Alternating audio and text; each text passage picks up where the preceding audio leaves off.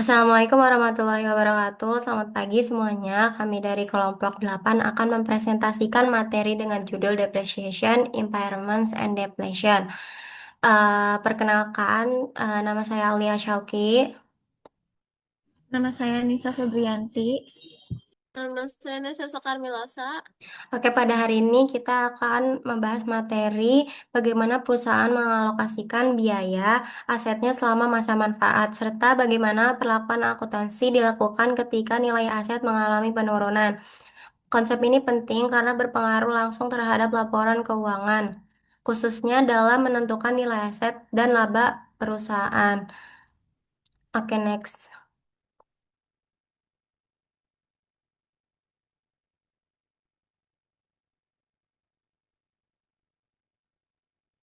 Depresiasi sebuah metode pengalokasian biaya. Depresiasi adalah proses pengalokasian biaya aset tetap secara sistematis selama masa manfaatnya. Artinya, ketika perusahaan membeli aset seperti mesin atau kendaraan, nilainya tidak langsung diakui sebagai beban di tahun pembelian, tapi dibagi sedikit demi sedikit sesuai masa pemakaiannya. Tujuannya adalah agar biaya yang diakui setiap periode sejalan dengan manfaat yang diterima dari aset tersebut. Nah, kalau asetnya berwujud seperti mesin, kita sebut depreciation. Kalau asetnya tidak berwujud seperti hak cipta atau software, itu disebut amortization. Terus, kalau misalnya berupa sumber daya alam seperti minyak, tambang, hutan, itu disebut dengan depletion.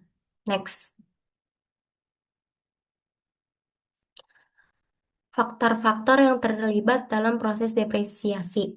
Dalam menghitung depresiasi, ada beberapa faktor penting yang harus diperhatikan. Yang pertama adalah biaya perolehan, yaitu semua biaya yang dikeluarkan sampai aset siap digunakan, termasuk harga beli, biaya pengiriman, dan instalasi. Yang kedua adalah nilai residu atau nilai sisa, yaitu nilai perkiraan yang masih bisa didapat ketika aset dijual di akhir masa manfaatnya.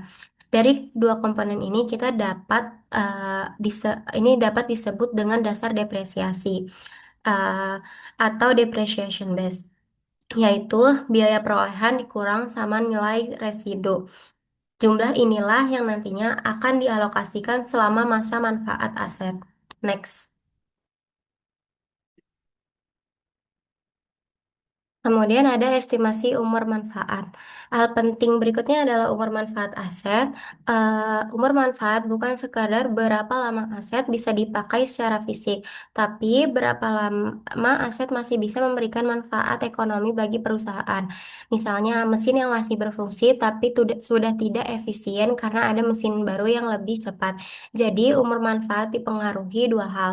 Pertama, faktor fisik, keausan atau kerusakan. Kedua, ada faktor ekonomi, keusangan, penggantian, dan ketidakefisienan. Next. Metode depresiasi.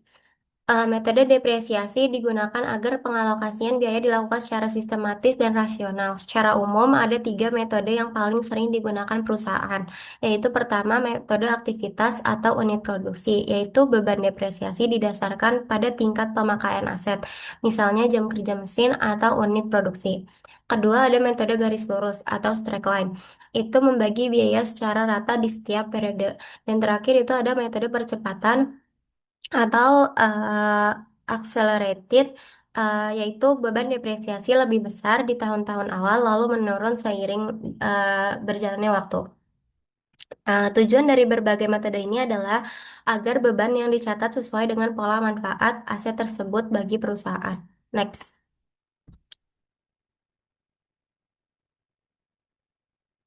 Metode aktivitas. Berdasarkan output atau jam kerja aset dengan rumus yaitu uh, biaya dikurang nilai residu dibagi total unit produksi dikali unit tahun berjalan. Eh, ini ada contoh soal pada perusahaan Stanley Co. Perusahaan membeli kren seharga 500.000. Itu cost of claim sebesar 500.000, kemudian dengan nilai sisa 50.000, estimate salvage value-nya itu sebesar 50.000 dan umur manfaat selama 5 tahun. Estimate useful life-nya 5 tahun. Terus kren ini diperkirakan bisa digunakan selama 30.000 jam kerja. Itu produktif life in-house-nya itu 30.000 jam. Eh, terus boleh next. Next. Next.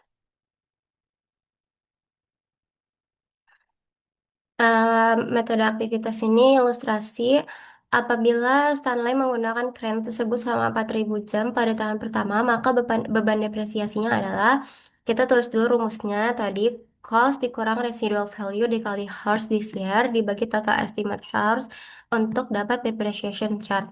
Dengan costnya itu tadi 500.000 dikurang residual value-nya sebesar 50.000 dikali tahun pertama digunakan keren itu selama 4.000 jam ya. Terus dibagi sama total estimate hours-nya itu sebesar 30.000 jam kerja. Itu ketemu 60.000.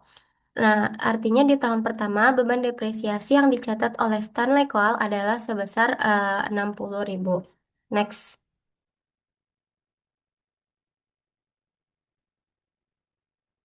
Kemudian ini dengan data yang sama, tapi dengan metode yang berbeda, metode garis lurus, yaitu perhitungannya menjadi lebih sederhana. Kita cukup ambil biaya aset dikurangi nilai sisa lalu dibagi dengan umur manfaat. Jadi, untuk rumusnya, cost dikurang residual value dibagi estimate service life mendapat depreciation charge, yaitu costnya sebesar 500.000, dikurang sama residual value-nya sebesar 50.000, dibagi estimate service life-nya itu 5 tahun, ketemulah 90.000. Ini berarti setiap tahun beban depresiasi yang diakui sama besar, sehingga metode ini cocok untuk aset yang manfaatnya relatif stabil setiap tahun. Next.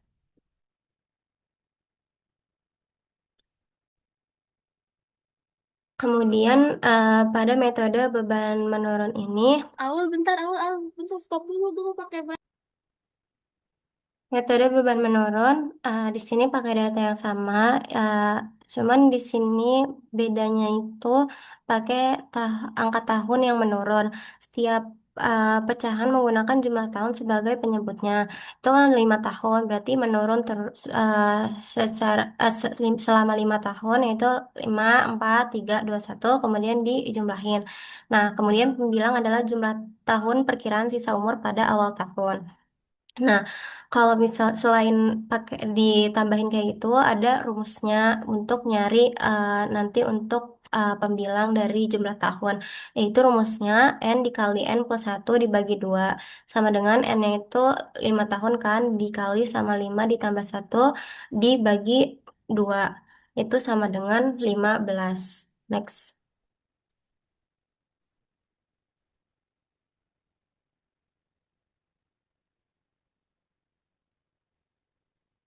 Oke, di sini eh, metode jumlah angka tahun untuk angka tahun untuk tahunnya itu tahun pertama sampai tahun kelima. Terus untuk depreciation base-nya itu 450.000. Nah, residual yang nilai sisa yang nggak kecatat itu sebesar 50.000. Nah, oh kan umur manfaatnya 5 tahun, maka menurun karena depresiasi menurun dari tahun ke tahun. Itu 5, 4, 3, 2, 1 kayak yang tadi, terus ditotalin ketemu 15. Nah, untuk depreciation fraction-nya itu remaining life in years-nya itu dibagi sama total remaining life in years.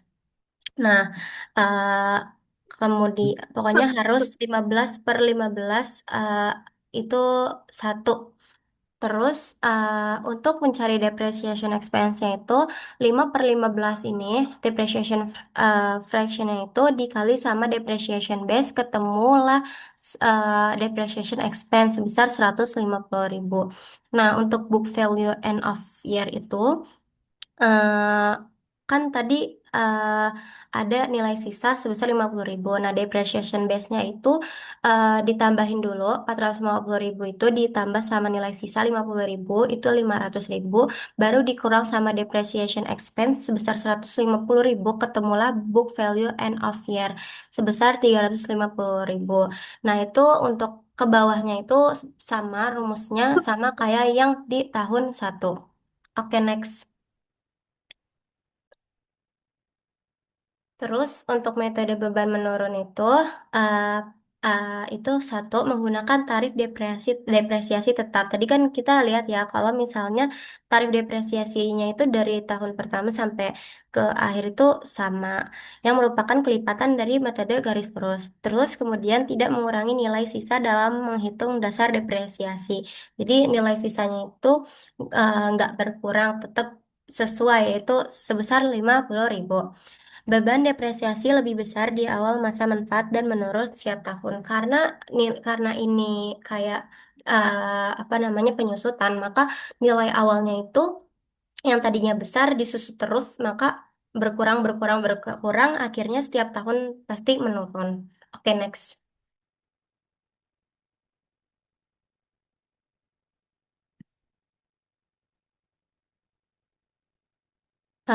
Metode saldo menurun. Eh, jadi kalau metode saldo menurun ini tadi kan book value of asset first of year itu 500.000 itu udah sama dimasukin sama nilai sisanya kan. Itu dikali sama rate on declining balance itu dari uh, strike line rate off-nya itu 20%, yaitu 90.000 dibagi sama 450.000 itu sama dengan 20%. Nah, 20% dibagi 20% dikali 2 itu ketemu 40%. Nah, itu jadilah rate of declining balance. Rate of declining balance ini dari tahun pertama sampai tahun kelima itu sama. Terus habis itu nanti depreciation expense-nya itu, bentar. Nah, untuk dapat depreciation expense-nya itu nanti 500.000 dikali sama 40% ketemulah 200.000. Balance accumulated depreciation-nya itu masih sama 200.000. Uh, Book value end of year-nya itu 500.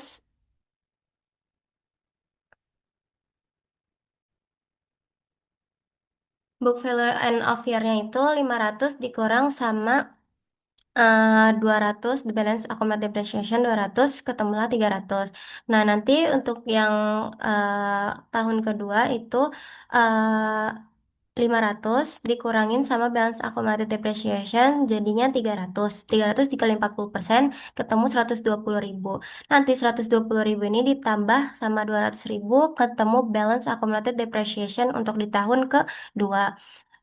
Nanti habis itu eh 320 ini ini lima 500 dikurang 320 ketemu 180.000. Nah, itu seterusnya caranya kayak gitu. Untuk apa ininya dapat depreciation expense itu untuk book value ini itu dapat dari tahun sebelumnya, book value end of year tahun sebelumnya. Terus dikali sama persenannya 40% ketemu depreciation expense lagi. Nah, untuk balance accumulated-nya itu ditambahin dari tahun-tahun sebelumnya ketemu balance accumulated depreciation. Kemudian 392 ini dikurang 500 dikurang 392 ketemu 108.000 itu sampai di tahun kelima kayak gitu. Oke, next.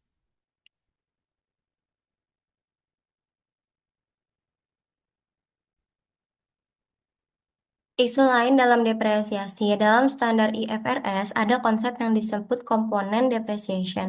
Artinya, kalau satu aset terdiri dari beberapa bagian besar yang punya nilai signifikan, eh, tiap bagian harus disusutkan secara terpisah. Misalnya pada pesawat terbang, mesin dan badan pesawat punya umur manfaat yang berbeda, jadi harus dihitung depresiasinya masing-masing. Tujuannya agar laporan keuangan lebih akurat dan mencerminkan nilai sebenarnya dari setiap komponen aset. Next.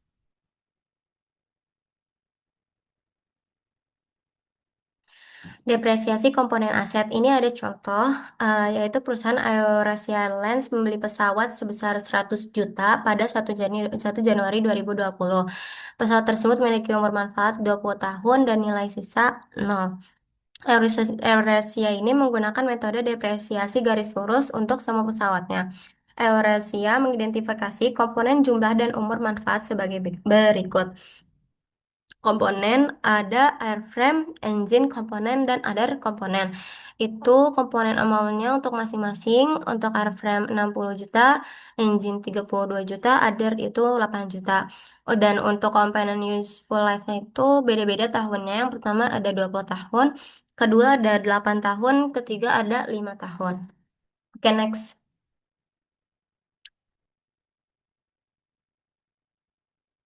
Nah, untuk perhitungannya itu eh, komponennya itu di eh, komponennya itu 60 juta untuk airframe, engine 32 juta, other itu 8 juta. Itu ditotalin dulu, ketemu 100 juta. Nah, kemudian eh, yang nilai masing-masingnya itu dibagi sama tahun masing-masing, yaitu airframe dibagi 20 tahun, engine dibagi 8 tahun, other komponen dibagi 5 tahun. Ketemulah komponen depreciation sebagai berikut. Untuk iframe itu 3 juta, untuk engine itu 4 juta, dan untuk other komponen itu 8.600.000. Untuk jurnal depresiasi tahun 2020 itu berarti depreciation expense itu 8.600.000 dari komponen depresiasi yang tadi udah dihitung dan dijumlahin semuanya. Terus terhadap accumulated depreciation expense sebesar 8.600.000. Next.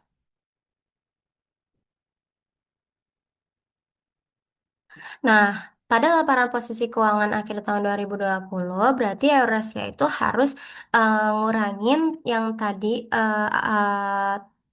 total aset airplane itu 100 juta dikurang sama depresiasi, akumulasi depresiasi airplane-nya yang tadi udah di jurnal sebesar 8.600.000. Ketemulah 91.400.000.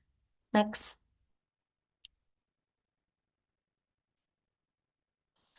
Isu lain dalam depresiasi.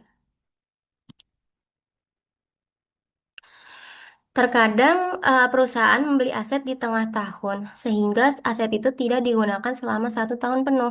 Dalam kasus seperti ini, perusahaan tetap harus menghitung beban depresiasi secara proporsional atau prorata sesuai lamanya aset digunakan. Misalnya mesin dibeli bulan Agustus, berarti hanya digunakan 5 bulan sampai akhir tahun. Maka beban depresiasi tahun itu hanya dihitung untuk 5 bulan. Next. Oke, di sini ada contoh soal PT Maserati SPA. Dia beli mesin 1 Agustus 2019 dengan biaya perolehannya sebesar 150.000. Terus punya nilai sisa sebesar 24.000 eh, dan umurnya itu diperkirakan 5 tahun dalam jam kerja itu 21.000 jam. Eh, dan akhir tahun 31 Desember. Dan di sini disuruh hitung menggunakan metode pertama garis lurus, kedua metode aktivitas, ketiga jumlah angka tahun, dan terakhir saldo menurun ganda. Next.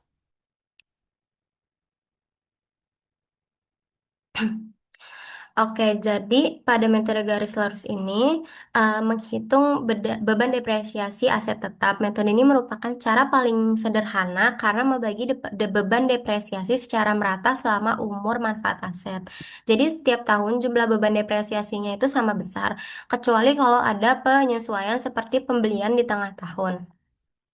Jadi di sini depreciation base-nya itu sebesar 126.000. Berarti kan dari tahun 2019 ke tahun 2024 itu sebesar 126.000 karena penyusutan setiap tahunnya sama. Dan kemudian umur manfaatnya itu 5 tahun. Eh, di semuanya itu dari tahun 2019 sampai 2024 itu sebesar 5 tahun. Artinya disusutkan selama 5 tahun dengan total nilai yang bisa didepresiasi sebesar 126.000 dengan rumus dasar metode garis lurus yang tadi depresi tahunan sama dengan depreciable base dikurang useful life, yaitu 126.000 dibagi sama years-nya 5 tahun ketemulah 25.200 per tahun. Jadi setiap tahun perusahaan akan mengakui beban depresiasi sebesar 25.200 sampai nilai buku aset mencapai nilai sisa.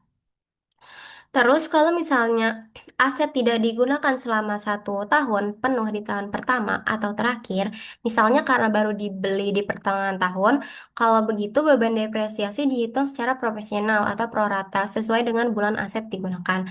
Misal aset mulai dipakai bulan Juli, berarti hanya digunakan selama 6 bulan.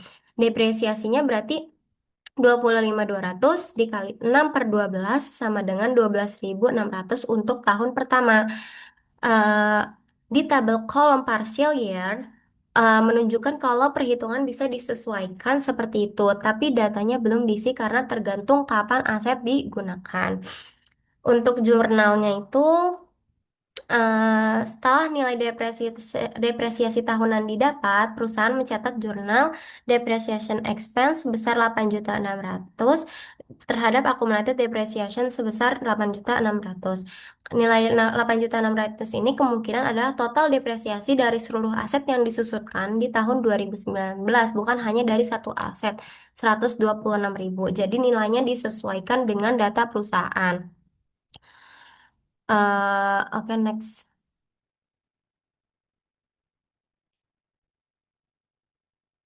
Pada metode activity method, ini menghitung beban depresiasi berdasarkan tingkat aktivitas atau pemakaian aset, bukan berdasarkan waktu seperti metode garis lurus. Untuk cost-nya itu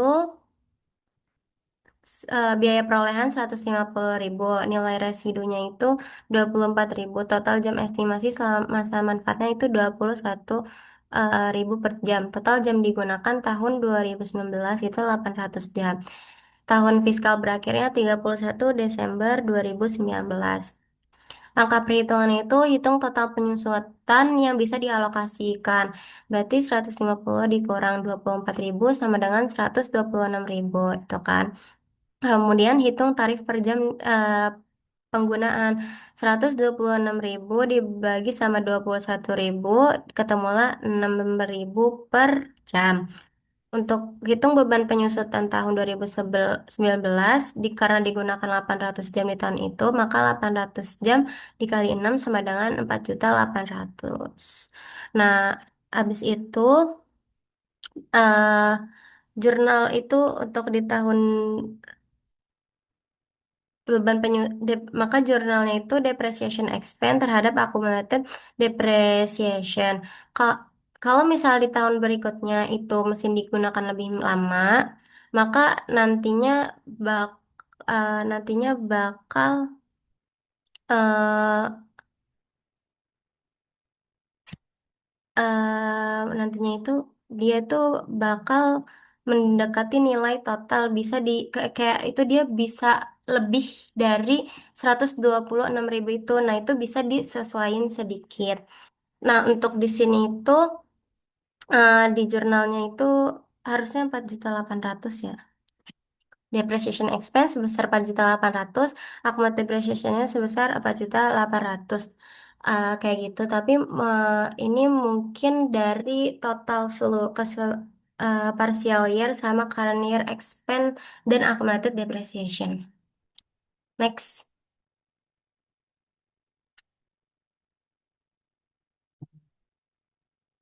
Kemudian di metode jumlah angka tahun itu ciri khasnya juga mempercepat depresiasi tapi pakai pecahan tahun. Langkahnya itu hitung jumlah angka tahun yang tadi itu n+n+1 dibagi 2. Misalnya umurnya tadi kan 5 tahun, maka 15. Nah, untuk tahun pertama itu 5 per 15 dikali cost dikurang residual value. Terus untuk tahun kedua itu 4 per 15 dikali cost dikurang residual value dan seterusnya. Kalau aset digunakan sebagian tahun, misal 5 per 12 dari tahun, kalikan lagi dengan proporsi itu. Contohnya itu, tadi basis depresiasinya itu kan 126.000. Tahun 2019 itu 5/15, berarti dikali 126.000 dikali 5/12. Nah, terus untuk tahun 2020 berarti 4/15 dikali 126.000 dikali 7/12, karena sisa 7 bulan di tahun berikutnya. Intinya, proporsi terbesar di awal menurun tiap tahun, tapi tidak sekencang metode saldo menurun ganda. Nah, untuk di untuk jurnalnya itu depreciation expense terhadap accumulated depreciation. Oke, next. Kemudian ada saldo menurun ganda. Itu ciri khasnya beban depresiasi lebih besar di tahun-tahun awal dan menurun setiap tahun. Langkah perhitungannya itu tentukan tarif garis lurus atau straight line rate sama dengan 1 dibagi umur manfaat. Kan di sini umur manfaatnya itu 5 tahun, maka 1/5 sama dengan ketemu 20%. Karena ganda atau double, maka tarifnya itu dikali 2. Nah, 2 dikali 20% sama dengan 40%. Beban depresiasi tiap tahun itu nilai buku awal tahun dikali sama tarifnya. Nilai residu itu tidak dikurangi di awal, tapi jadi batas akhir. Jangan sampai nilai bukunya di akhir itu lebih kecil daripada residunya. Contohnya itu kan harga mesin itu 150.000. Nilai residunya tadi 24.000, umurnya 5 tahun. 2019 itu kan hanya 5 bulan, Agustus sampai Desember, berarti 5/12. Terus tarifnya itu 2 dikali 1/5 sama dengan 40%. Nah, tahun 2019 itu 150.000 harga mesin dikali sama persenan tarifnya itu 40% dikali 5/12, ketemulah 25.000. Itu dibulatkan. Terus di tahun 2020 itu 150.000 dikurang sama 25.000 dikali 40% ketemu 50.000, dan seterusnya sampai nilai buku mendekati 24.000. Intinya beban besar di awal menurun tiap tahun mempercepat depresiasi. Kemudian isu lain dalam depresiasi dan penggantian PP dan E. Nah, di bagian ini tuh banyak orang mengira depresiasi itu kayak dana tabungan buat beli aset baru, padahal sebenarnya itu gak kayak gitu. Depresiasi bukan dana cadangan, tapi cuma alokasi biaya atas penggunaan aset selama masa manfaatnya. Jadi, waktu kita mencatat beban depresiasi, itu hanya catatan akuntansi, tidak ada uang yang benar-benar keluar. Eh, eh, kalau nanti aset, kalau nanti asetnya mau diganti, dananya berasal dari laba atau pendapatan operasional, bukan dari akun depresiasi. Jadi fungsi depresiasi hanyalah untuk mencerminkan penurunan nilai ekonomis aset, bukan untuk menyiapkan kas penggantinya. Next. Oke, next kita masuk ke revisi tarif depresiasi. Dalam praktiknya, terkadang perusahaan perlu melakukan penyesuaian terhadap estimasi umur manfaat atau nilai sisa aset, karena kondisi aset bisa berubah dari perkiraan awal. Misalnya, aset ternyata bisa digunakan lebih lama dari yang diperkirakan atau nilai sisanya berubah karena faktor ekonomi. Eh, Nah, perubahan ini tidak dianggap sebagai kesalahan, tapi sebagai penyesuaian normal yang harus dilakukan agar laporan keuangan tetap mencerminkan kondisi yang sebenarnya. Jadi, revisi depresiasi ini dihitung ke depan atau disebut metode prospektif tanpa mengubah depresiasi yang sudah dicatat di masa lalu. Next. Oke, di sini ada contoh revisi tarif depresiasi. Arsadia HS membeli peralatan seharga 510.000 yang diperkirakan punya umur manfaat itu 5 tahun dengan nilai sisa 10.000. Terus depresiasi telah dicatat selama 7 tahun dengan basis garis lurus. Pada tahun 2019, tahun ke-8 ditetapkan bahwa estimasi total umur menjadi 15 tahun dengan nilai sisa 5.000 dolar. Pertanyaan, apakah jurnal untuk mengoreksi penyusutan tahun-tahun sebelumnya? Dua, hitunglah beban depresiasi tahun 2019. Next.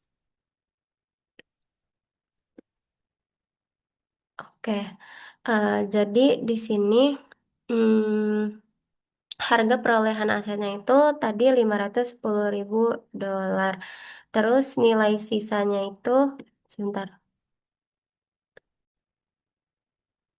Oke, di sini setelah 7 tahun tuh gimana? Pertama, harga perolehan asetnya itu tadi kan 510.000, nilai sisanya itu 10.000. Basis depresiasinya berarti 510.000 dikurang 10.000, itu sebesar 500.000. Nah, untuk umur manfaatnya itu 10 tahun. Depresiasi tahunannya itu eh, sebesar 50.000. Nah, 50.000 itu karena setelah 7 tahun maka dikali sama 7, sama dengan 350 tahun. Nah, untuk di balance sheet-nya itu berarti equipment sebesar 510.000 dikurang sama accumulated depreciation sebesar tadi 350.000. Untuk net book value-nya itu sebesar 160.000. Next.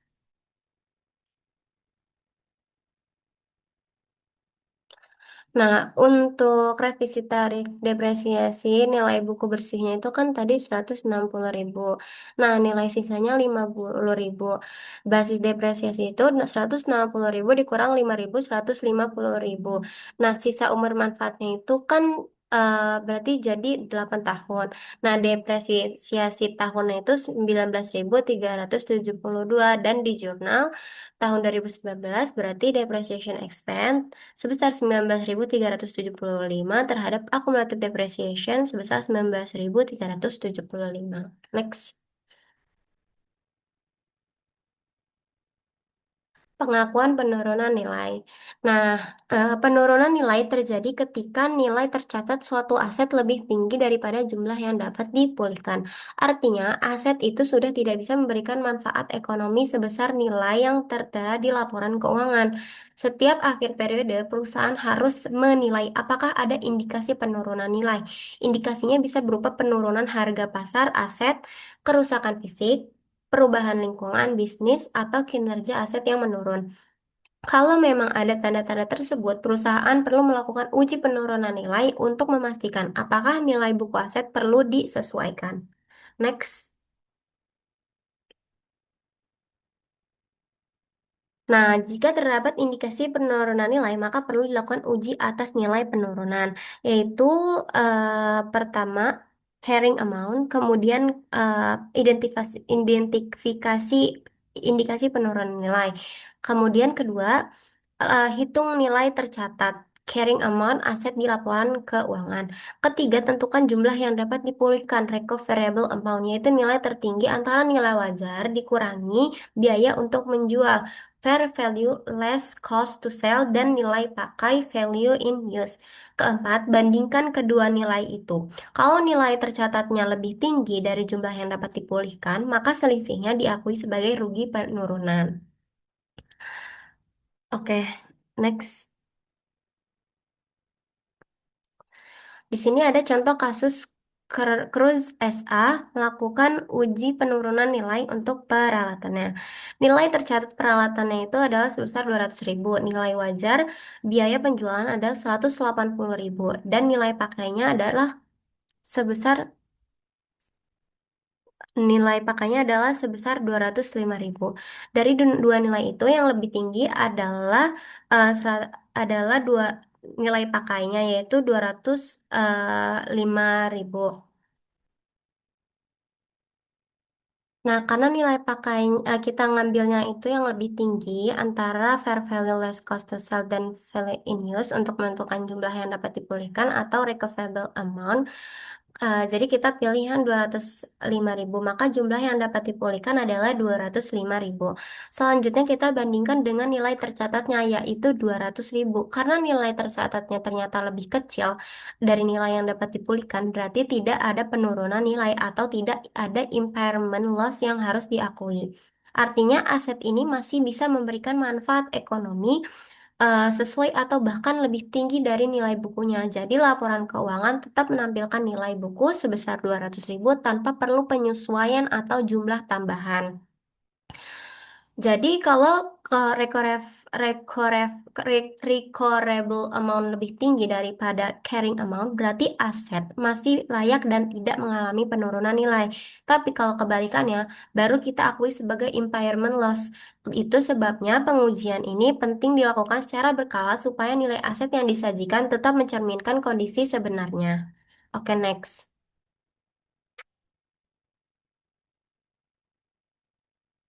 Eh, untuk contoh Untuk contoh kedua itu asumsikan dengan informasi yang sama pada perusahaan keras, kecuali bahwa nilai pakai peralatan keras adalah 175.000 dan bukan 205.000.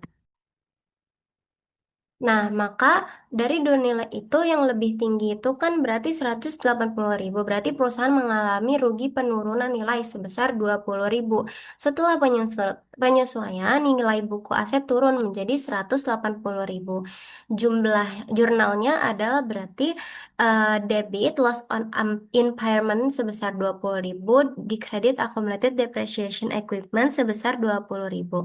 Jadi, rugi penurunan nilai ini menunjukkan bahwa aset sudah tidak seproduktif sebelumnya dan penyesuaian ini dilakukan supaya nilai aset di laporan keuangan sesuai dengan nilai ekonomi sebenarnya. Jadi, kalau kasus yang ini tuh kebalikannya dari kasus yang sebelumnya karena ternyata nilai yang lebih tinggi itu 180.000-nya atau yang disebut sebagai recoverable amount.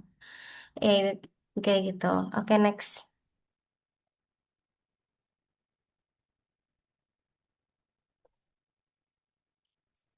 Sekarang akan dilanjutkan oleh teman saya.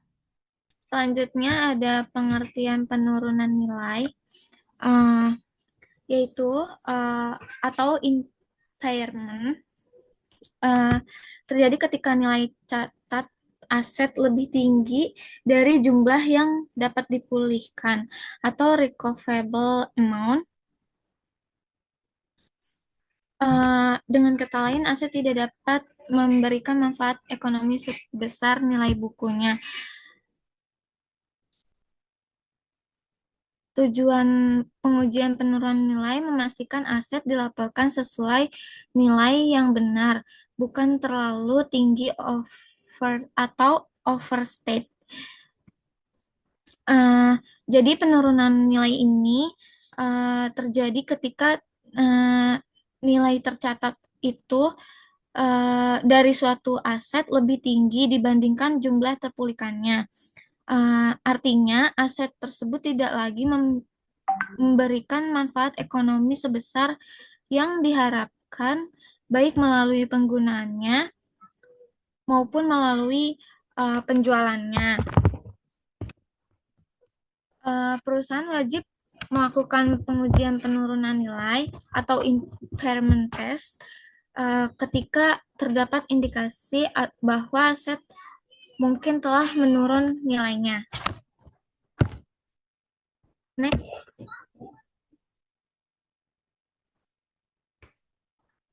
Nah, yang kedua itu ada langkah-langkah uji penurunan nilai. Yang pertama itu mengidentifikasi indikasi penurunan nilai, misalnya penurunan signifikan harga pasar aset. Yang kedua, kerusakan fisik aset. Yang ketiga, perubahan negatif dalam penggunaan atau lingkungan bisnis. Yang keempat, kinerja ekonomi aset menurun dari perkiraan.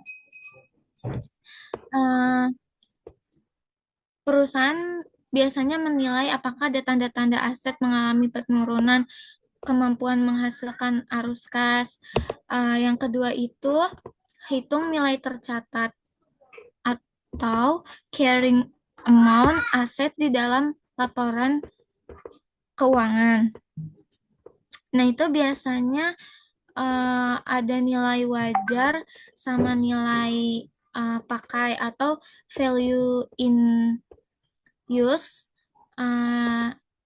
Kalau nilai wajar itu dikurangi biaya penjualan, fair value less cost to sell. Kalau nilai pakai itu nilai kini dari arus kas masa depan yang diharapkan pengguna aset tersebut. Yang ketiga itu tentukan jumlah yang dapat dipulihkan atau recoverable amount. Dan yang keempat, yang terakhir itu, bandingkan dengan nilai yang tercatat. Jadi kalau misalnya jika yang tercatat lebih dari jumlah yang terpulihkan, dicatatnya impair impairment loss. Kalau jika nilai tercatat kurang dari jumlah yang terpulihkan, berarti dicatatnya itu tidak ada penurunan nilai. Jadi jika nilai intinya tuh kalau nilai tercatatnya lebih besar dari jumlah terpulihkan, itu biasanya rugi. Kalau lebih kecil itu tidak ada penurunan. Next.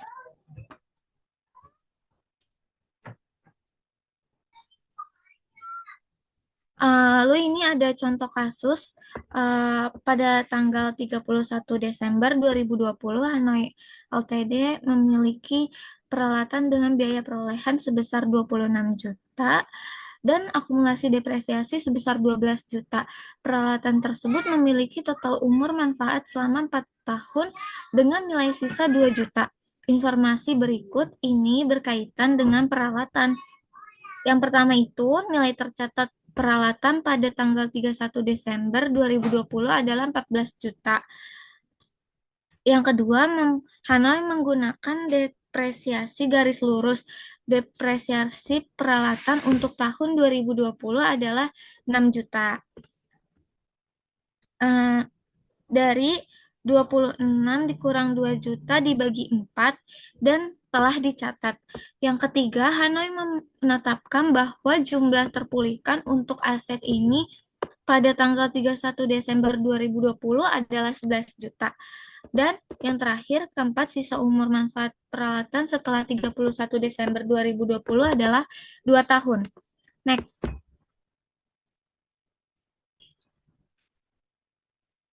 Nah, jadi tadi itu udah tahu biaya perolehan peralatannya itu 26 juta, terus akumulasi depresiasinya 12 juta, terus nilai tercatatnya itu 26 juta dikurang sama 12 juta, sama akumulasi.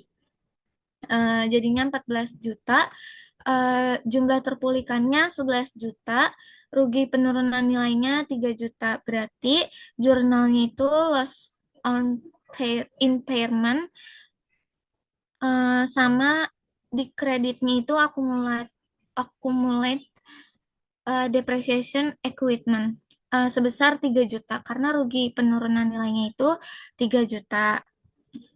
Lalu setelah penurunan nilai buku bersih aset menjadi 11 juta.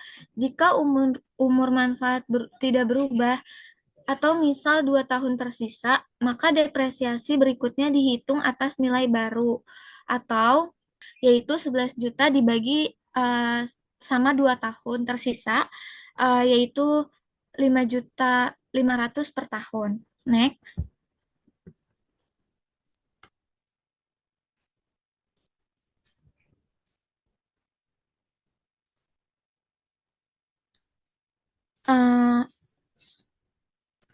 Ini ada peralatan 26 juta dikurangi akumulasi 15 juta, nilai tercatatnya 11 juta.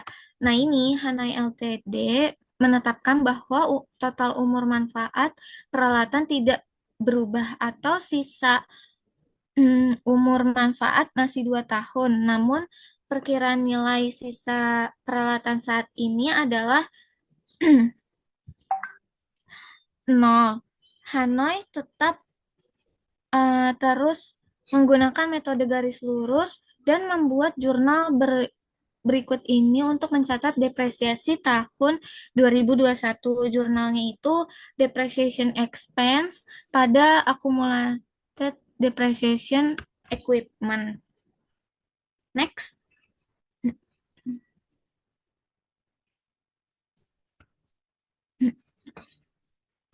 Yang selanjutnya ada membalik kerugian penurunan nilai. Contohnya itu Tan Group memiliki peralatan pada 1 Januari 2019 seharga 300.000, masa manfaat 3 tahun, dan tanpa nilai sisa. Pada tanggal 31 Desember 2019, Tan mencatat rugi penurunan nilai sebesar 20.000.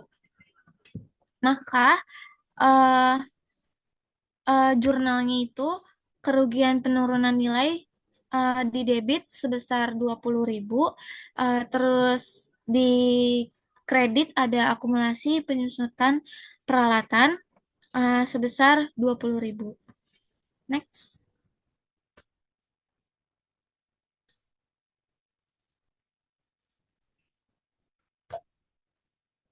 Beban penyusutan dan jumlah tercatat terkait setelah penurunan nilai. Yang pertama itu, setelah rugi penurunan nilai tahun 2019, nilai aset berkurang sebesar 20.000. Artinya, nilai buku aset lebih rendah daripada sebelumnya. Terus yang kedua, ketika dilakukan penilaian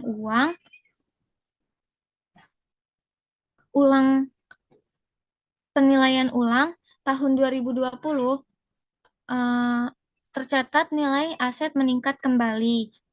Terus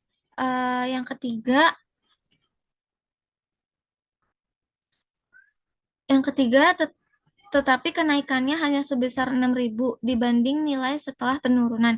Jadi bukan seluruh rugi 20.000, bisa dibalik hanya sebesar nilai pemulihan aktual atau sebesar 6.000. Jadi jurnalnya akumulasi depreciation equipment 6.000.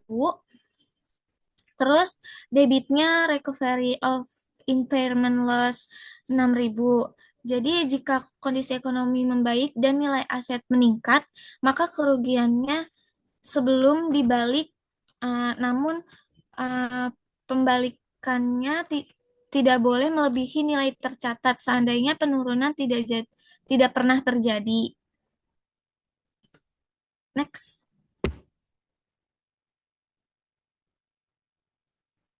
Nah, selanjutnya ada penurunan nilai unit penghasil kas ketika tidak mungkin melakukan untuk menilai penurunan nilai aset tunggal dikarenakan aset tunggal tersebut menghasilkan arus kas hanya dalam penggabungan dengan aset lainnya. Maka perusahaan menentukan kelompok aset terkecil yang menghasilkan arus kas secara independen dan dan dari arus kas dengan aset lain. Next.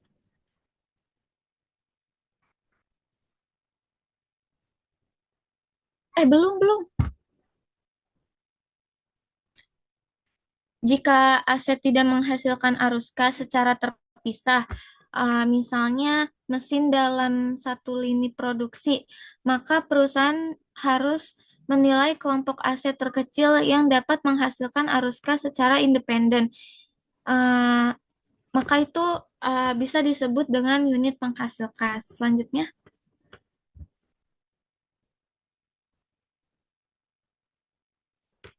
Nah, selanjutnya ada depresi. Depresi itu proses akuntansi untuk mengalokasikan biaya perolehan sumber daya alam seperti tambang, minyak gas, atau hutan selama periode penggunaannya. Sama seperti depresiasi untuk aset, tetapi diterapkan pada sumber daya alam yang berbeda dengan depresiasi aset berwujud dan amortisasi atau aset tak berwujud. Depresi berlaku untuk sumber daya yang dapat habis secara alamiah. Yang jenisnya itu, yang pertama itu ada aset biologis, misalnya itu hutan. Terus umumnya menggunakan fair value approach atau menggunakan nilai pendekatan nilai wajar atau fair value. Yang kedua itu sumber daya mineral atau tambang, gas, minyak. Terus dilakukan untuk menghapus biaya atas sumber daya yang diambil. Biaya dialokasikannya hingga sumber daya habis. Next.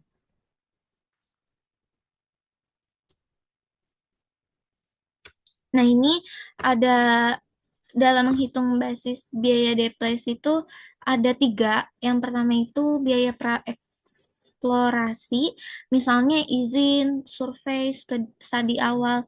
Yang kedua itu biaya eksplorasi dan evaluasi, itu untuk menentukan keberadaan dan ukuran cadangan.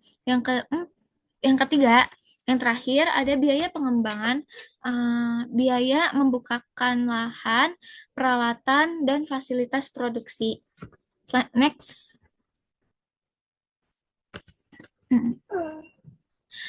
Ini ada penghapusan biaya sumber daya. Biasanya perusahaan menghitung depresi dengan menggunakan metode unit produksi atau pendekatan aktivitas. Depresi adalah fungsi dari jumlah unit yang diekstraksi dalam selama masa periode tersebut.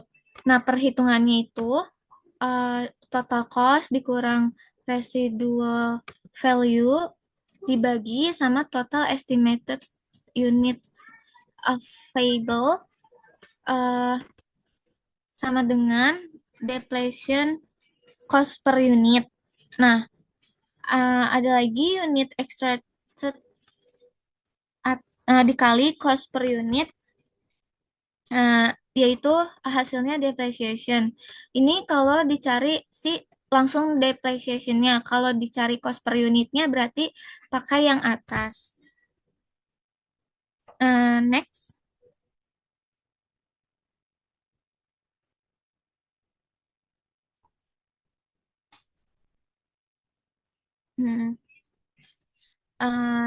Ini ada contohnya. MA Clade SA memperoleh hak untuk menggunakan 1.000 hektar tanah di Afrika Selatan untuk menambang perak. Biaya sewa lahan sebesar 50.000 dan 50 euro dan biaya eksplorasi sebesar 100. Biaya pengembangan aset tidak berwujud yang dikeluarkan untuk membuka lahan tambang sebesar 850. McLeod memperkirakan bahwa tambang tersebut menyediakan deposit sebanyak 100 ons perak. Berarti ini tuh 100.000 dikali sama 1.000 hektar. Nah, dapat 10 juta. Nah, dikurang sama residual value. Nah, residual value-nya itu nggak ada kan, berarti ditulisnya 0. Terus dibagi sama total estimated units available sebesar 100.000 yang menyediakan deposit sebanyak 100.000 ons perak. Nah, hasilnya dapat 100 depreciation cost per unit. Next.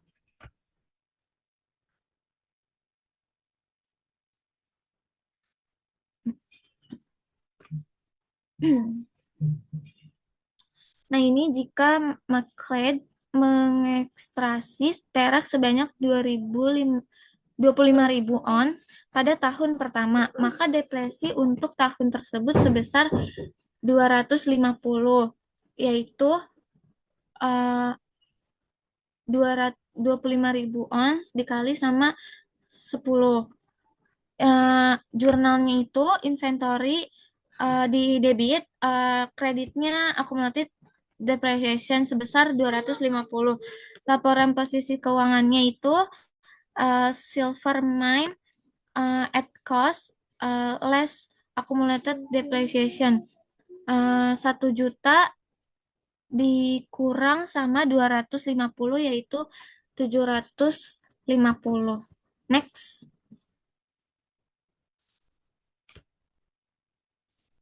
Nah, ini ada estimasi cadangan yang dapat dipulihkan. Perlakuannya sama seperti pada akuntansi perubahan estimasi. Yang kedua, memperbaiki tarif depresi secara prospektif. Yang ketiga, bagilah biaya yang tersisa dengan estimasi baru dari cadangan yang dapat diperoleh kembali. Next.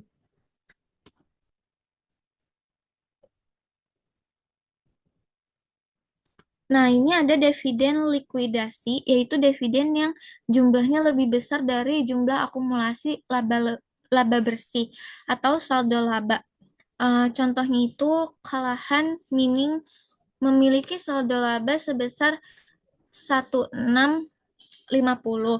Akumulasi depresi pada properti mineral sebesar 2.100.000 dan premi saham sebesar 5495,493. Dewan Direksi Kalahan mengumumkan dividen sebesar 3 per saham atas 1 juta saham yang beredar. Perusahaan mencatat dividen tunai sebesar 3 juta sebagai berikut. Ada return earnings-nya di debit sebesar 1.650.000. Lalu share premium ordinary-nya juga di debit sebesar 1.350.000 dan kreditnya yaitu cash sebesar 3 juta. Next.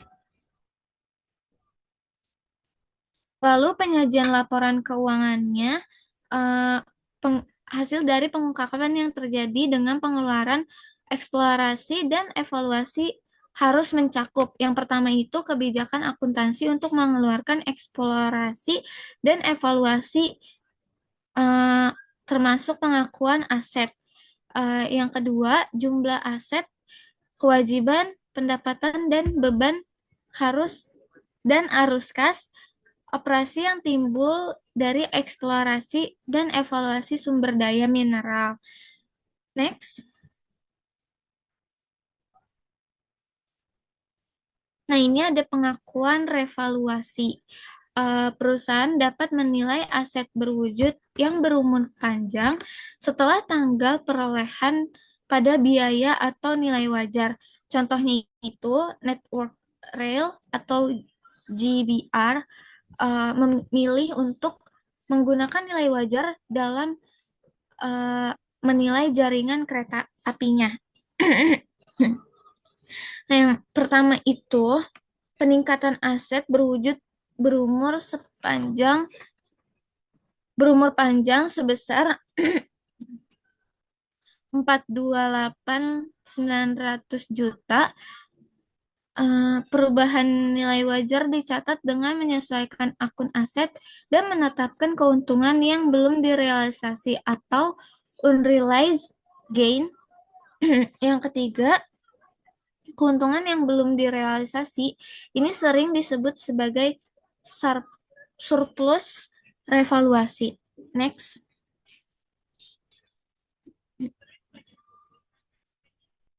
Nah, ini revaluasi adalah penilaian kembali nilai aset tetap dari biaya perolehan atau historical cost menjadi nilai wajar fair value pada tanggal tertentu. Artinya jika nilai pasar aset meningkat atau menurun secara signifikan dari nilai bukunya, perusahaan boleh menyesuaikan nilai aset tersebut agar mencerminkan nilai yang sebenarnya. Next.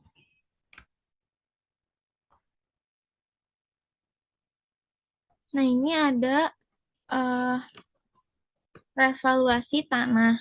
Contohnya itu Siemens Group atau DEU membeli tanah seharga 1 juta pada tanggal 5 Januari 2019. Perusahaan memiliki untuk menggunakan akuntansi revaluasi tanah pada periode berikutnya. Pada tanggal 31 Desember 2019, nilai wajar tanah adalah 1.200.000.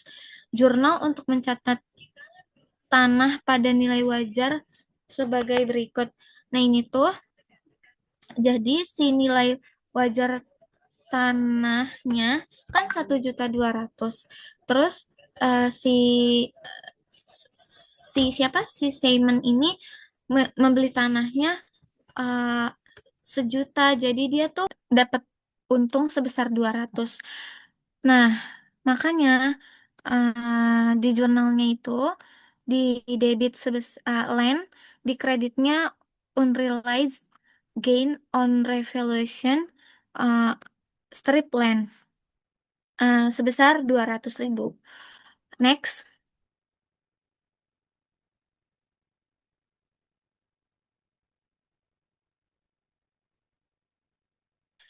Nah, perusahaan dapat memilih untuk menilai hanya satu kelas aset, misalnya bangunan, dan tidak merevaluasi aset lain seperti tanah atau peralatan. Jika perusahaan hanya memilih bangunan, atau untuk dilakukan revaluasi, maka yang pertama itu revaluasi berlaku untuk semua aset dalam kelas aset tersebut. Yang kedua, kelas aset adalah pengelompokan barang-barang yang memiliki sifat dan kegunaan yang serupa dalam operasi perusahaan. Yang ketiga, eh, perusahaan tidak harus melakukan segala upaya untuk menjaga eh, agar nilai aset tetap itu tetap up to date. Next. Terus ada penyajian dan analisis. Yang pertama ini perputaran aset atau aset turnover. Nah, di sini ada eh, apa rumusnya, yaitu net sales dibagi dengan average total asset, eh, yaitu net salesnya itu 79,644. Nah, average total asetnya itu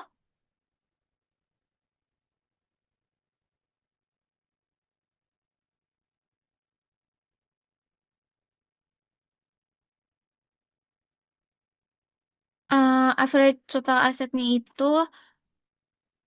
sat, 123 eh 123 32,5. Nah, ini tinggal dibagi aja. Terus next. Nah, yang selanjutnya itu ada profit margin on sales, yaitu rumusnya profit margin on sales net income dibagi dengan net sales. Berarti net income-nya itu 5,584 dibagi sama 79,644. Next. Terus ada return on asset atau ROA, yaitu rumusnya return net income dibagi sama average total asset. Uh, berarti 79,644 dibagi sama 123,032. Next. Nah, selanjutnya kan presentasikan oleh teman saya. Nah, di sini ada penyajian analisis. Nah, sekarang kita masuk ke bagian analisisnya itu. Untuk mengukur seberapa efisiensi perusahaan pakai aset, perusahaan pakai aset buat hasilin laba. Kita pakai rasio yang namanya return on asset atau disebut ROA. Nah, rasio ini itu sebenarnya gabungan antara margin laba sama seberapa cepat aset berputar. Jadi semakin tinggi ROA-nya, berarti perusahaan tuh makin bagus dalam manfaatin aset buat dapetin keuntungannya. Dan di sini tuh ada rate of return on asset sama dengan profit margin on sellers asset turnover. Nah, itu bisa dipecahin lagi net income per average total asset sama dengan net income per net sales dikali net sales per average total. Jadi net sales sama net sales itu dicoret karena kan sama.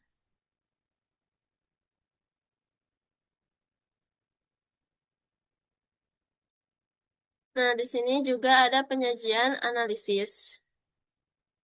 Nah, penyajian analisis ini rumusnya didapat dari hasil kali antara margin laba atas penjualan dan perputaran aset dari perhitungan. Bisa kita lihat dari hasil akhir hasilnya menunjukkan bahwa tingkat pengembalian aset terbesar itu di sini rate return on asset itu 5,584 per 125,717 ditambah 120,348 per 2. Nah, itu hasilnya kan 4,5%. Margin labanya juga hasilnya itu 7% dan perputaran aset itu 0,65. Artinya setiap euronya itu diinvestasikan dalam aset menghasilkan laba sebesar 0,65.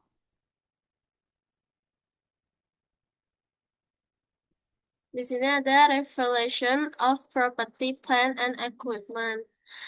Nah, revaluasi aset itu dilakukan supaya nilai aset yang tercatat sesuai dengan nilai wajarnya saat ini.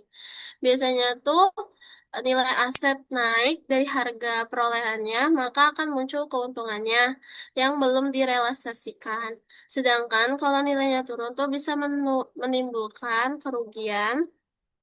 Nah, kerugian penurunan nilai. Jadi tujuan revaluasi ini tuh untuk menampilkan posisi keuangan yang lebih akurat berdasarkan kondisi pasar sekarang. Nah, di sini ada dampak akuntansi bagi revaluasi. Nah, nilai aset naik dan menutupi kerugian penurunan sebelumnya itu dicatat sebagai pemulihan kerugian. Tapi kalau kenaikannya itu di atas biaya historis, bagian lebihnya tuh masuk ke pendataan konferensif lain, bukan laba rugi. Sedangkan kalau nilainya turun tuh setelah revaluasi, maka penurunannya tuh akan dicatat sebagai laporan laba rugi. Di sini ada Revolution of Land. Nah, Revolution 2019 Valuation Increase itu Unilever ini membeli tanah seharga 400.000. 400 euro. Lalu pada akhirnya tahun pada akhirnya tahun 21 Januari 2019 naik menjadi 500 pada 31 Desember 2019 penilaian tanah menunjukkan bahwa nilai wajar itu 520.000. Nah, untuk membuat entry berikut ini mencatat peningkatan wajar itu landnya 120, generated gain of revelation land itu 520 dikurang 400. Di sini ada peningkatan nilai revaluasi keuangan dalam peningkatan di laporan keuangan. Nah, di sini tuh ada Januari tanggal 1 2019. Itemnya tuh bikin balance, land fair value-nya tuh 400, retained earning-nya tuh 0, accumulated other comprehensive itu income-nya OIC itu 0. Desember pada 31 2019, revaluation-nya tuh 120, land fair value itu 120, retained earning-nya tuh 0, accumulated other comprehensive itu 120. Nah, ending balance-nya tuh pada 31 Desember 2019 itu land fair value-nya tuh dan itu ditambah 400 tambah 120 hasil itu 520. Akumulat return-nya 0, akumulatif itu 120. Nah, setelah reverse ini tuh nilai yang dilaporkan tuh sebesar 520.000 euro, kenaikannya tuh 120.000 euro. Nah, habis itu penurunan di bawah biaya historis. Nah, nilai tanah turun menjadi 380, turunnya 140 euro dari nilai wajib sebelumnya. Jurnal penyesuaiannya tuh generalized gain on revelation land 120, loss on impairment-nya tuh 20, land-nya tuh 520 euro dikurang 380 euro hasilnya 140.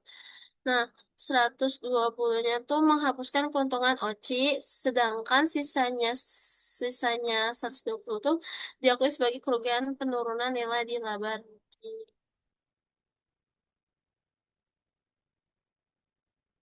Nah, di sini ada penurunan di bawah pengurangan akun unrealized gain sebesar 120, menurunkan saldo other OC-nya tuh menurunkan saldo OCI, kerugian itu sebesar 20.000, menurunkan laba bersih dan saldo laba yang ditahan atau net earnings.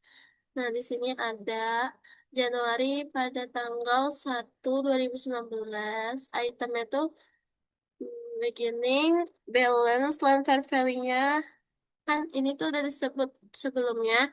Jadi lanjut yang di bawahnya tuh Januari pada tanggal 1 2020, beginning balance itu kan dari total land fair value 520, retained earnings itu 0, accumulated accumulated order comprehensive-nya income itu 120. Desember pada tanggal 31 2020, Revolution itu 140, Retanetnya 20, OC-nya tuh 120. Nah, ending balance itu pada tanggal 31 Desember 2020. Land fair value-nya tuh 380, 520 dikurang 140. Rata, ROA-nya tuh, rata nettingnya sih 20.000. Oh, Cina tuh 120. Next.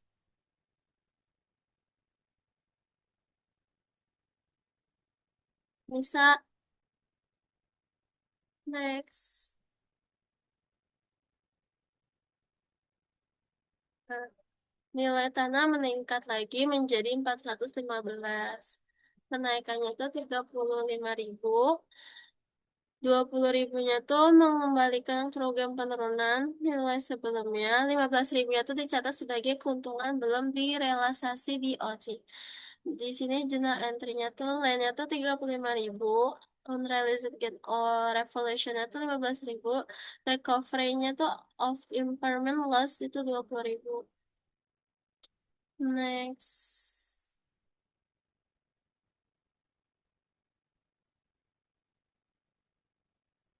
Nah, Unilever tuh menjual tanah pada 2 Januari 2022 seharga 415. Jadi di sini pada tanggal 31 Desember 2020, nah itu kan ending sebelumnya ya, 3 land fair value-nya tuh 380, retained earning-nya tuh 20.000, awalnya tuh 0.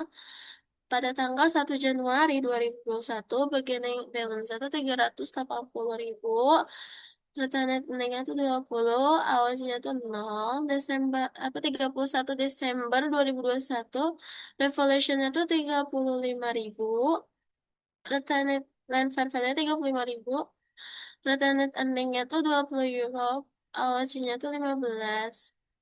Ending balance pada tanggal 31 Desember 2021 itu 380 ditambah 35.000 jadi 415. Retained earning-nya 0, 20 dikurang 20 habis. Ouch-nya tuh 15. Jadi di sini jurnal entry-nya cash 415, lainnya tuh 415. Next. Next, bisa.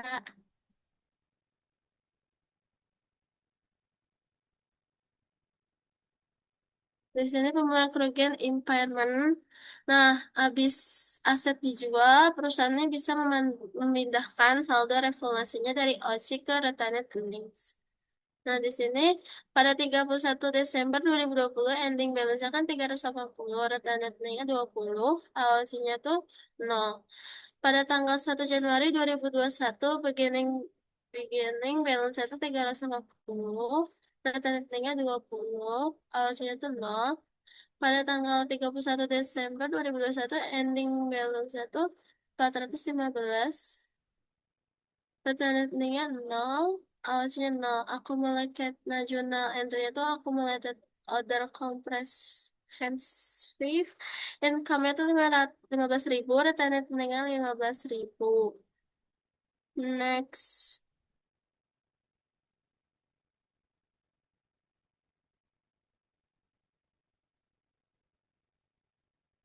Nah,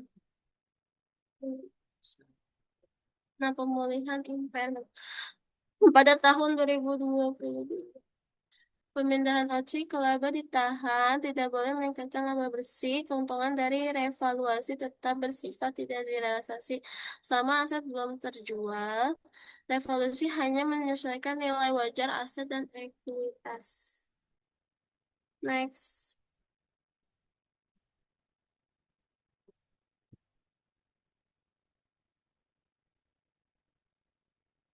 Oh, oke.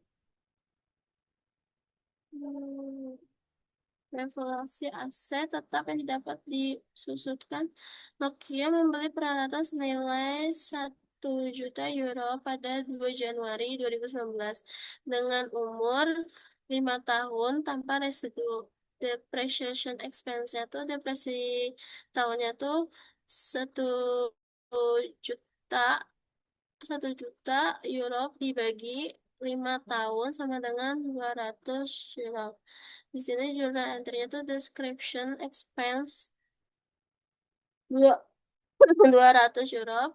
Accumulated depreciation-nya tuh pada equipment 200 euro. Next.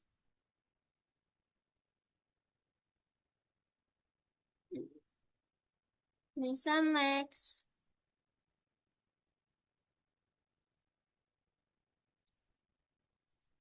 Nilai buku setelah depresi 800 euro, nilai wajar hasil penilaiannya independen itu 950 euro. Penyesuaiannya tuh semua akumulasinya, depresiasinya tuh di nolin. Habis itu kurangin akun ekupennya tuh sebesar 50.000 euro agar sesuai dengan nilai wajar. Dilaporkan pada nilai wajarnya tuh 950 euro. Next.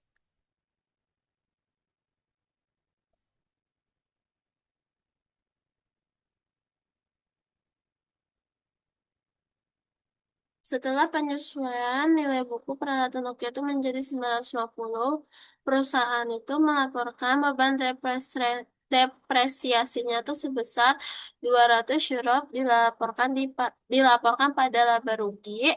Keuntungan revaluasi sebesar 150 dimasukkan ke OCI. Nah, di sini jurnal entry-nya tuh accumulated depreciation pada equipment itu 200, equipmentnya itu 50, unrealized gain of revaluation equipmentnya itu 150. Jadi equipmentnya itu selisih dari accumulated depreciation equipment dikurang unrealized gain of revaluation equipment. Next, next.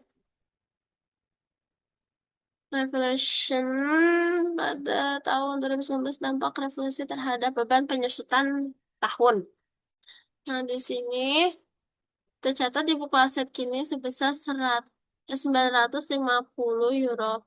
Nokia ini melaporkan beban penyusutannya sebesar 200 dalam laporan laba rugi. Keuntungan tidak terrealisasi atas penilaian ulang peralatan sebesar 150 euro dalam pendapatan kompresif lainnya.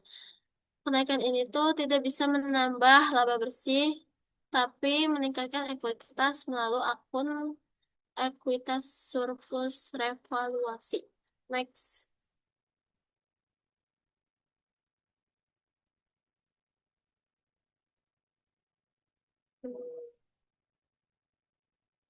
Revaluation penilaian di bawah biaya, tidak ada perubahan umur. Jadi sisanya tuh 4 tahun, depresiasinya tuh baru dihitung dari nilai buku setelah revaluasinya. Jadi 950 euro dibagi 4 tahun, hasil tuh 237.500 euro. Di sini jurnal entry-nya tuh depreciation expense itu 237.500, accumulated depreciation equipment juga sama. Nah, ini tuh I- IF- IFRS itu dalam perusahaan memindahkan selisih depresi baru karena revaluasi laba dialihkan dari OCI. Ditahan dari OCI. Next.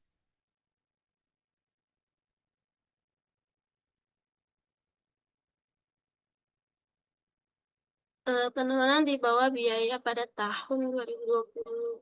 Sebelum revaluasi, depresi tahunan itu adalah 200 euro. Setelah revaluasi, depresinya tuh meningkat menjadi 237.500. Selisihnya tuh sebesar 37.500 itu dapat 237.500 dikurang 200 huruf dapat dipindahkan dari OC ke rekening earning. Jurnalnya tuh accumulated other compressed income itu 37.500, rekening earningnya 37.500.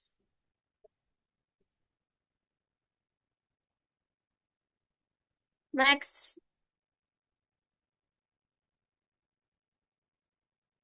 Hmm.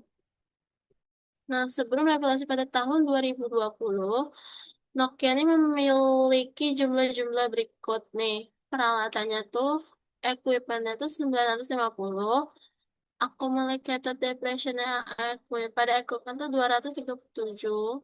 Nah, carrying amount-nya tuh dikurang. Jadi 950 dikurang 237, dapatlah 712.500.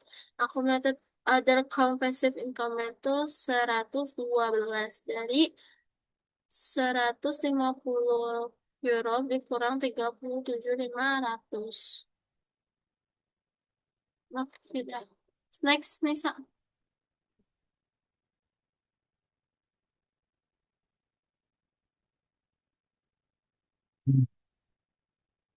Penurunan di bawah biaya ini mengurangi keuntungan yang belum direalisasi atas penilaian kembali peralatan sebesar 112.500 euro untuk mengimbangi saldo dalam akun keuntungan yang belum direalisasi terkait dengan penilaian pada tahun 2019. Mencatat kerugian ke atas penyusutan sebesar 30.000. Jurnal itu accumulated depression equivalent tuh 237.500, loss on impairment-nya tuh 30 euro, unrealized gain of revaluation equivalent 112.500, equivalent-nya tuh 380. Next, Nisa.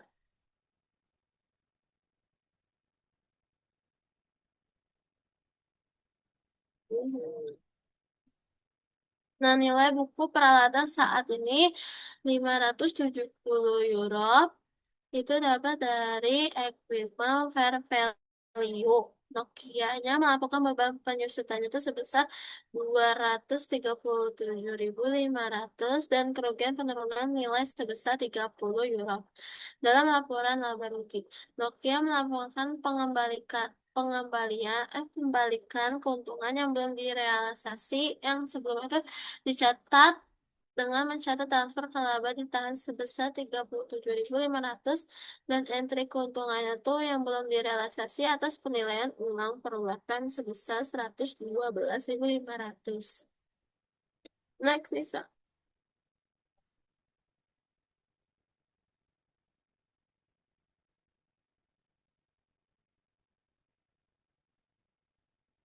Nah, tidak ada perubahan beban penyusutan. Pada tahun 2021 tidak ada perubahan umur yang dimana sisa 3 tahun. Biaya penyusutannya tuh untuk Nokia itu pada tahun 2021 tuh 570 dibagi 3 tahun, hasilnya 190 euro. Jurnal entry atau depreciation expense itu 150, accumulated depreciation pada equipment-nya tuh 150. Next. Next. Nah, depression based pemulihan kerugian penurunan nilai. Depression based on the original cost plus yaitu 200 euro. Jadi 1.000 euro, 1 juta euro dibagi 5 tahun and apa and on fair value-nya 190 euro. Jurnal entry-nya tuh retenetnya tuh 10.000. Europe accumulated other comprehensive income itu 10.000. Sebelum revaluasi pada tahun 2021, Nokia itu memiliki jumlah-jumlah equipment-nya tuh 570 ribu. Accumulated depreciation-nya tuh pada equipment tuh 120. Jadi ini 570, 120 tuh dikurang. Hasilnya carrying amount itu 380 ribu. Accumulated other comprehensive income itu 10.000. Next, Lisa.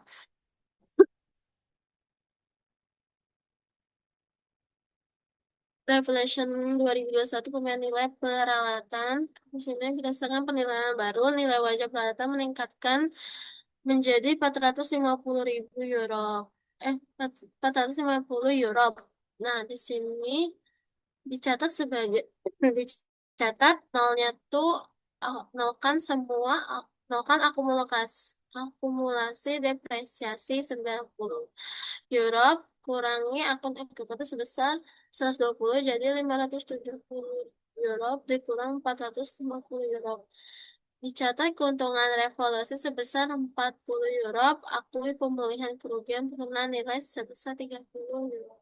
Next.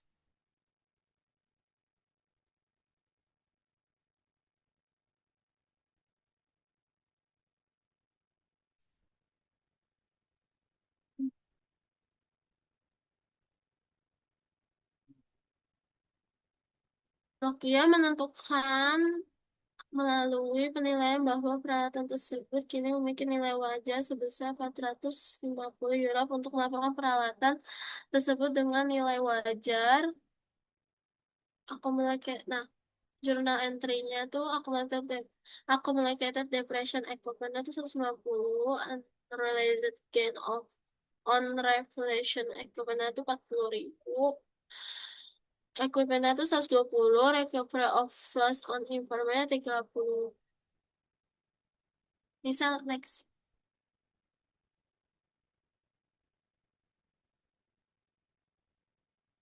Evaluasi pemulihan kerugian.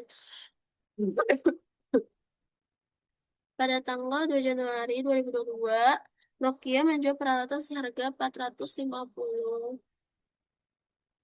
Jadi ending balance pada 31 Desember itu equipment fair value itu 570 kan. Accumulated depreciation-nya 0, retention 430. Accumulated other comprehensive income OLC-nya 0. Januari tanggal 1 beginning balance itu 570. Accumulated depreciation 0, retaining itu 430, AOC-nya 0.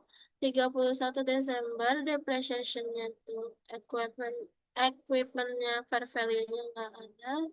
Accumulated depreciation-nya 190, retaining-nya 190. Pokoknya jurnal pada entry-nya tuh cash cash itu 450, equipment-nya 450. Ini tuh menjual peralatan seharga 450 itu hasil dari equipment fair value. Nokia itu tidak mencatat keuntungan atau kerugian karena nilai buku peralatannya sama dengan nilai wajarnya. Next, Nisa.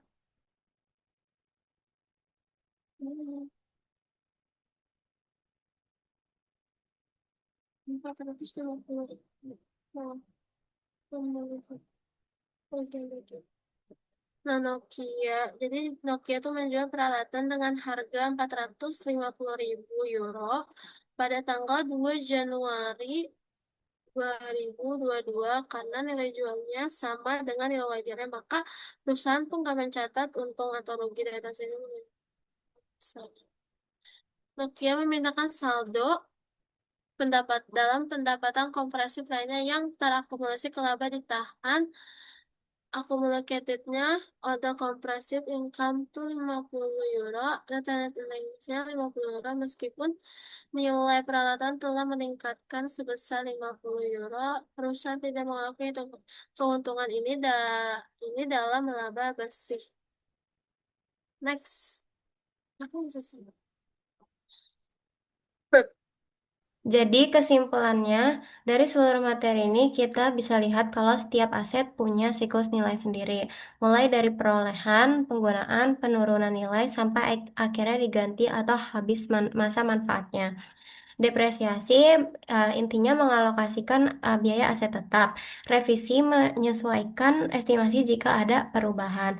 Kemudian impairment mencerminkan penurunan nilai mendadak dan depresi berlaku untuk sumber daya alam yang terbatas. Semua konsep ini penting supaya laporan keuangan perusahaan tetap menggambarkan nilai yang sebenarnya. Jadi intinya akuntansi bukan cuma soal angka, tapi tentang bagaimana kita menampilkan kondisi ekonomi perusahaan dengan jujur dan transparan. Mungkin cukup sekian presentasi dari kelompok kami. Terima kasih atas perhatian teman-teman dan Bapak dosen. Wassalamualaikum warahmatullahi wabarakatuh.